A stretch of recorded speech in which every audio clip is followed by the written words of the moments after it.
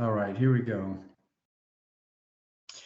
So if it's all right with you, what I was thinking was talking a little bit about whatever questions you might have about assignments so far.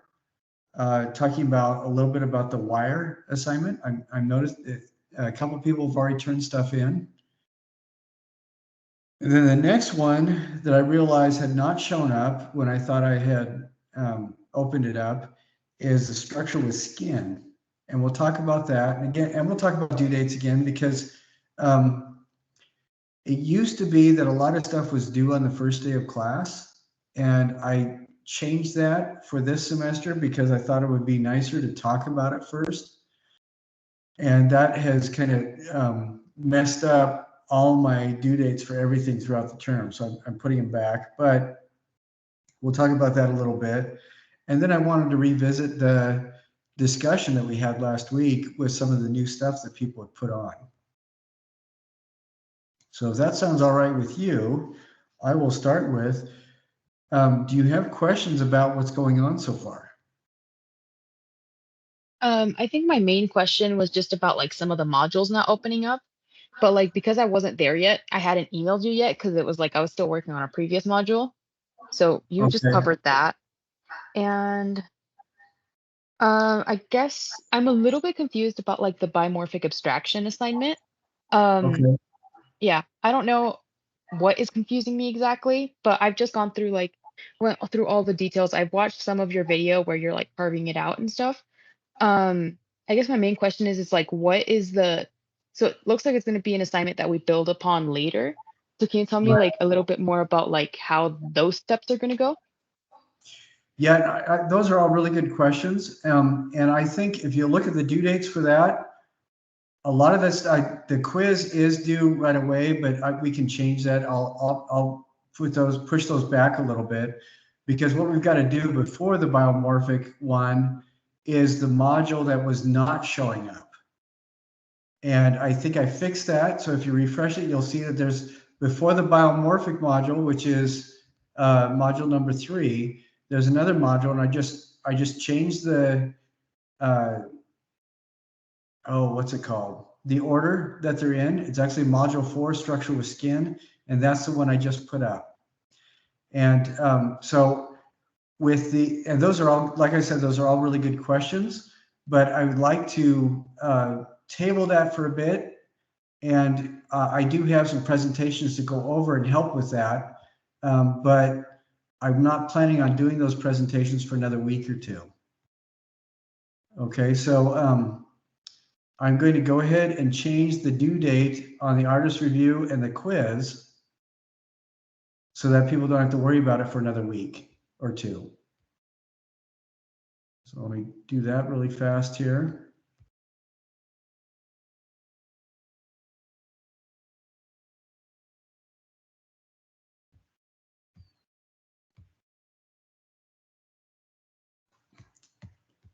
So when you open it up now, the due date should be changed and pushed back another week.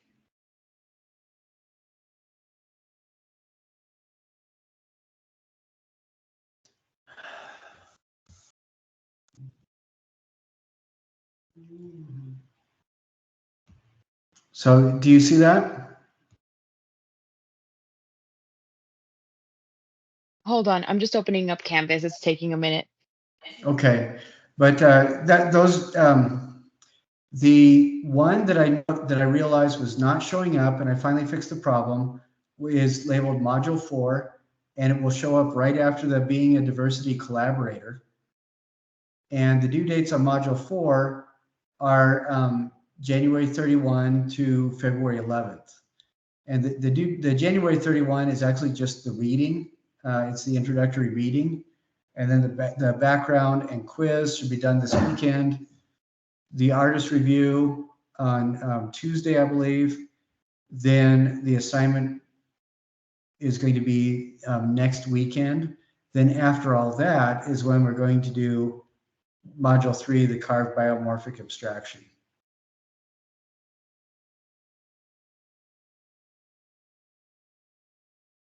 Okay, yes, I am seeing those modules now. I did already submit like the artist review and I think the quiz for module 3, Okay, but so yeah. yeah, if you already did that, that's great. You've done it earlier than I had intended, and that is perfectly fine. I'm not going to complain. I think I've turned mine in too. But we're doing I'm sorry, I hopped on a little bit late, but we're doing module 4 before module 3. But with Right. the assignment, we're doing the carving and then flipping it and doing the skin or whatever. Module 4 is structure with skin, and we're doing that before we do the carving. Okay, so it's not putting skin on the structure that we're carving. It's another assignment. Yeah, it's a completely Okay. separate assignment. Okay. Okay. Yeah, and I did not change the numbers. I just changed the order that they're due, and you'll see that in your Canvas due date thing, it will show that the structure with skin stuff should be due at least a week before the other stuff. Okay, so we need to switch gears off of 3 and jump onto module 4. Yes, and that's my problem. I had thought that everything was published, and I checked last week. Everything looked good. I checked today, and I realized that had not stuck. So I went through and I fixed that. Okay. I'm sure it has nothing to do with user interface.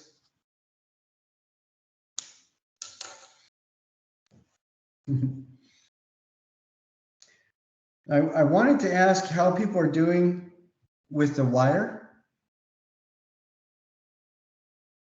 I got my assignment done, and hopefully I did okay. Kind of fun. I did a man on a bike. Okay, and one of the things that I see with that showing up is that there is a strong tendency to just make this two-dimensional. And Abby, is it okay if I show your thing? Sure. Okay. Let's see.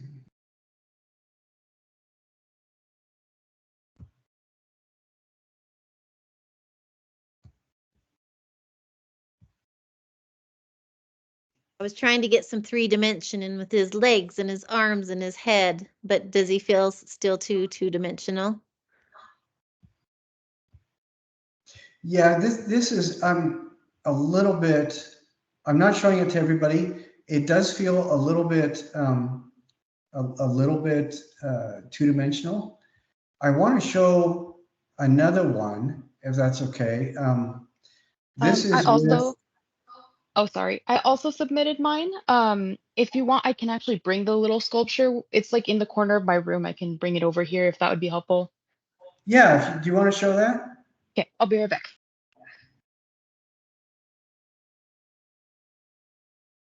Do you want me to grab mine too? Sure. I think that'd be great. And I want to make sure that everybody understands that if you don't get a perfect score on something, just follow the directions or whatever, and you can also email me for clarification, and I can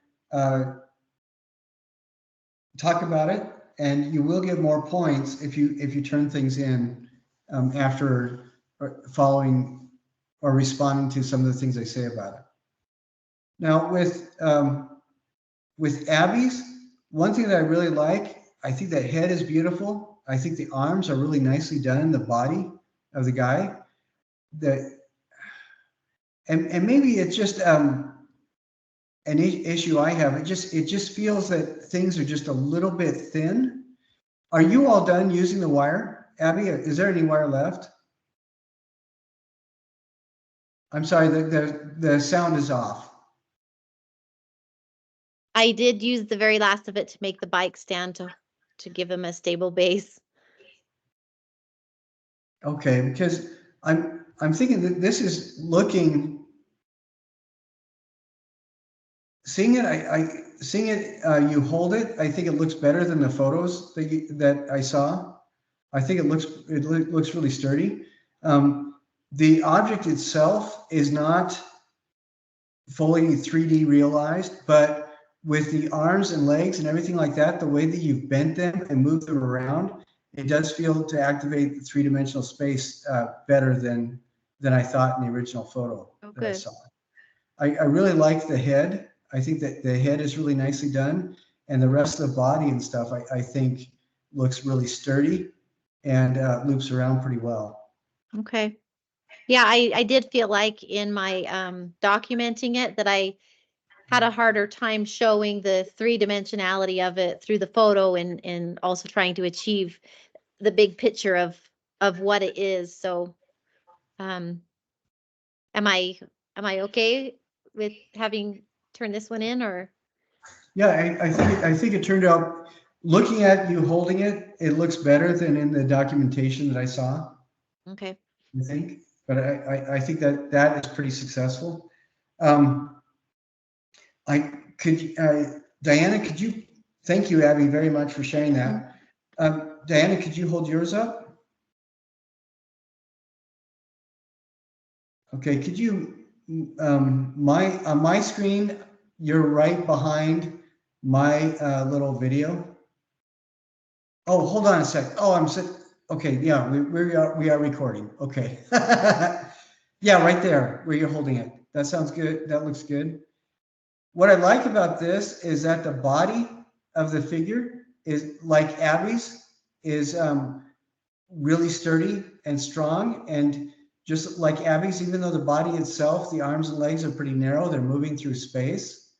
One thing that I like on this is the guy's hat. I think that that's pretty successful. I think both of these look pretty good because both of you are using the material that you had in your kit to make something that activates the volume of space all the way around it in 3 dimensions. I think an example, thank you, Diana. I think an example of a less successful one would be like if somebody is just doing a portrait or a profile of something. Because I've seen somebody just do a profile of a face, and Picasso did that quite a bit with wire or with just line drawings. And I think we also saw, the guy who did circus, Alexander Calder. He did a bunch of portraits with wire that were just very, very flat. And that's why we show the circus videos rather than those flat portraits. I think that can be really kind of frustrating. If somebody is working on this and they want to do a plant or a portrait like that, the way to make it successful is to do several portraits and then put them on a common axis and spin them around a bit so they activate a three-dimensional space. I think that might be a good way to do it. Another good way to do it, sometimes the shape or form will be really flat, is if you have a lot of vertical or horizontal lines, kind of puff those away from each other and make the volume a little bit more three-dimensional that way. So you have, alternating the lines, you bend one away from you and one towards you, and just do that along the length of the object that you've made. And that will give it some more definition and activation in 3 dimensions as well. Let's see.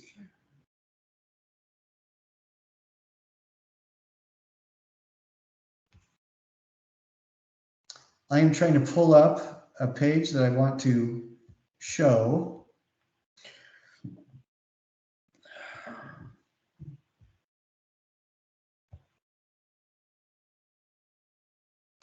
All right. Okay, here we go. I'm gonna share the discussion board if I can.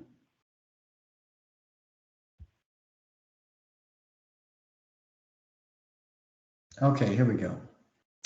All right, so this is one where the drawing is made and then the wire sculpture is made. And we have these legs and arms and perhaps torso that have a very thin rope-like quality to them, but it appears very sturdy, and it does activate the space around it because you can see that it's not just on one flat plane. And with Abby's, being able to see it like that, the way that she held it up, you can see that the arms and legs are not just on a flat plane. This photo does not do it justice, because on this, it almost looks just like a silhouette, and that's not what we want. So I think that, holding it up and turning it around makes it look a lot better. So I think both of those are turning out very successful. Some of the artists that we looked at are very three-dimensional. Some of the artists that we looked at are not quite as three-dimensional. And I was looking online at some wire stuff.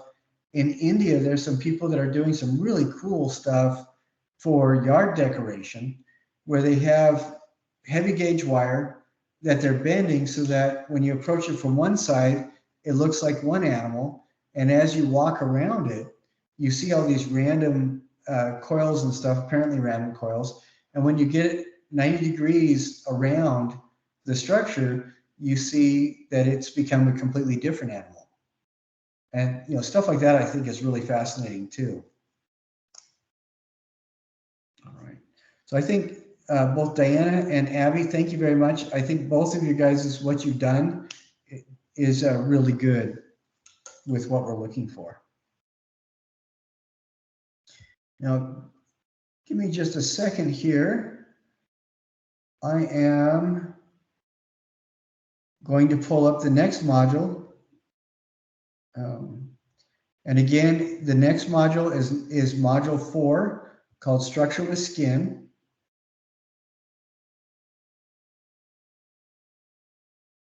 And I'm trying to share it again.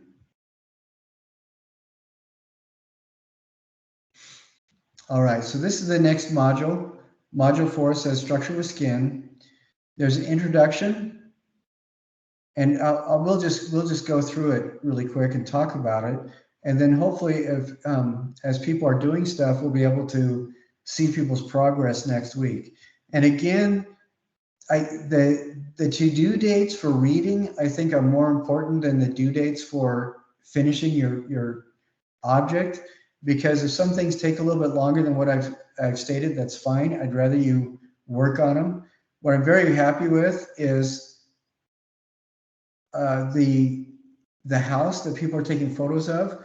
That should take about 10 hours to do. And I noticed that almost everybody in the class took 9.5 to 14 hours to do that, which is wonderful. You guys, as a class, this class has been the most consistent about work ethic of most of the classes that I've taught. So I really, really appreciate that. Now, when we talk about structure with skin, what we're talking about is an undergirding and then something over the top.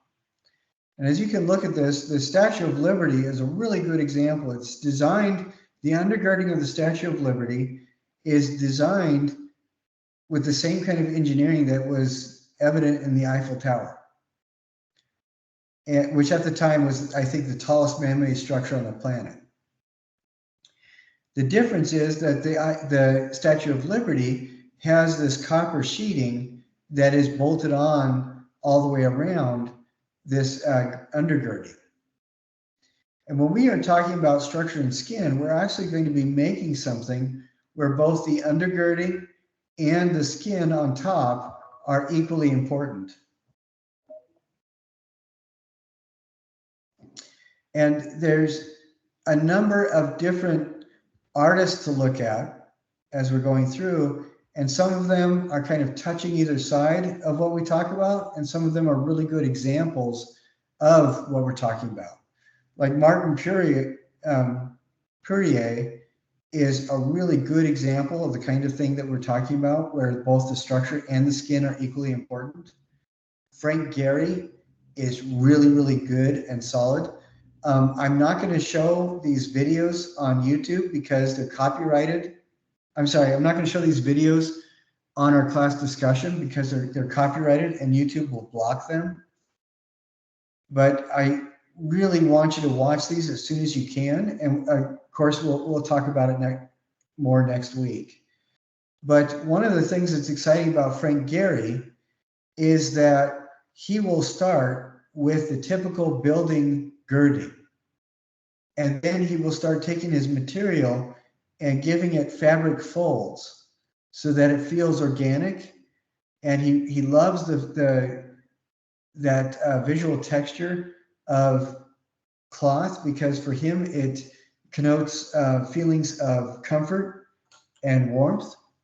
And so that's why he's the guy who designed the Disney Opera House that was the main set piece for the close of Get Smart, that movie.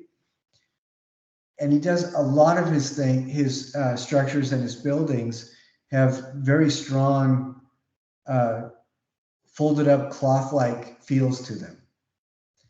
Then Buckminster Fuller, you guys are familiar with the geodesic dome, right?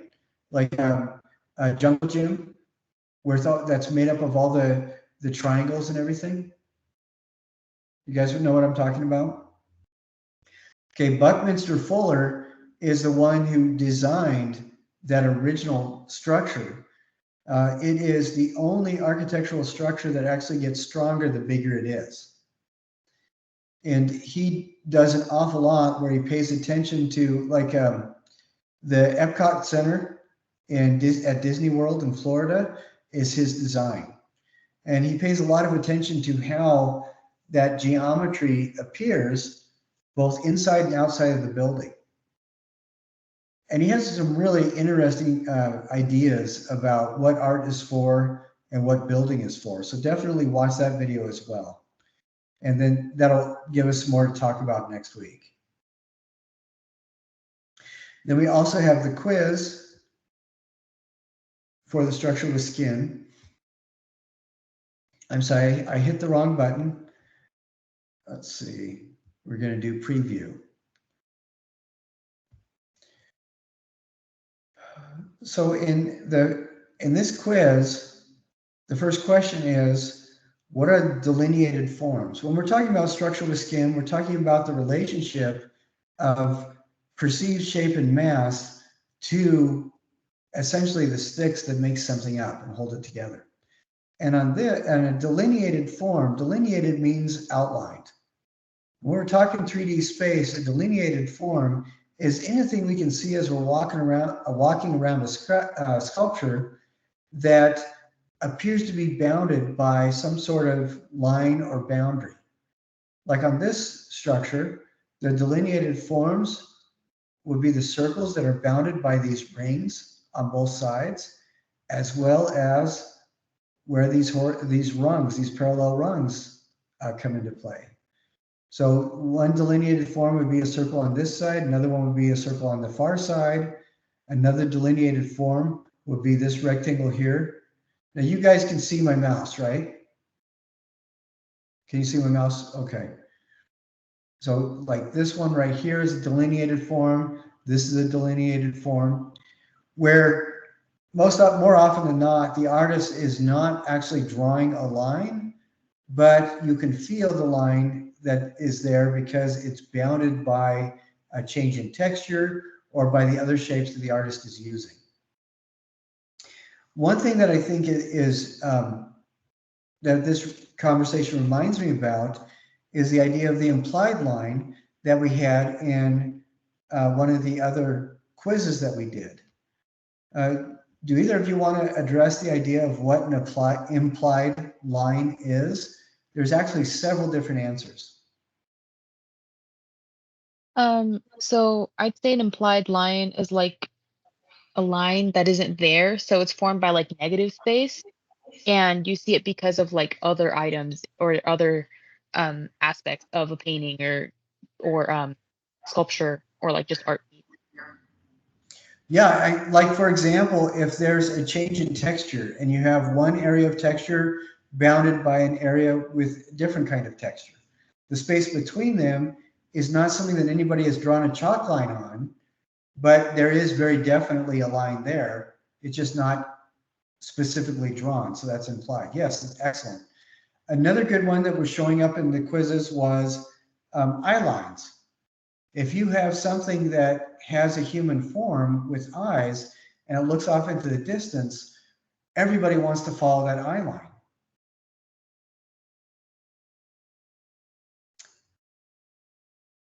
Okay, I'm going to have to pause this. I'm not feeling too well.